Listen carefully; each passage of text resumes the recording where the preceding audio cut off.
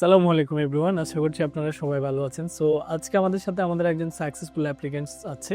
ভাইয়ের নাম হচ্ছে ইস্তিয়াক আহমেদ অমিত। ইঞ্জিনিয়ারিং ইউনিভার্সিটি থেকে হচ্ছে ভাইয়া ভিসা পেয়েছে ইএপি প্রোগ্রামে। সো ইস্তিয়াকের সাথে আমরা আজকে তার ভিসা সাকসেস স্টোরিটা শুনবো। সো ইস্তিয়াক, কেমন আছো? আলহামদুলিল্লাহ ভাই, আপনি কেমন আছেন? ভিসা পেয়ে কেমন লাগছে? আলহামদুলিল্লাহ ভাইয়া। সো তোমার ভিসা জার্নিটা কত মাসের ছিল? আমি এখানে আসি ডিসেম্বরের ফার্স্টের দিকে হয়তো, তারপরে অ্যাপ্লিকেশন করি সোরায়া পরশু। সো তোমার আসলে একটা স্টোরি আছে, স্টোরিটা আমি একটু শুনি। ফার্স্টের দিক দিয়ে ওই দিন ছিল ইলেকশন, ওই দিন সাইফুল ভাই আমাকে কল দিয়ে ক্যাশা যখন করছে তখন আমি জাস্ট কনফিউশন। তখন আমি ওই দিনই আবার রাতে মনে করি সুরাইয়া আপুকে কল দিয়েছিলাম। সুরাইয়া আপু বললো আপনাকে আমি আগামীকালকে জানাচ্ছি, তারপরে সুরাইয়া আপু আগামীকাল পরের দিন কনফার্ম করলো।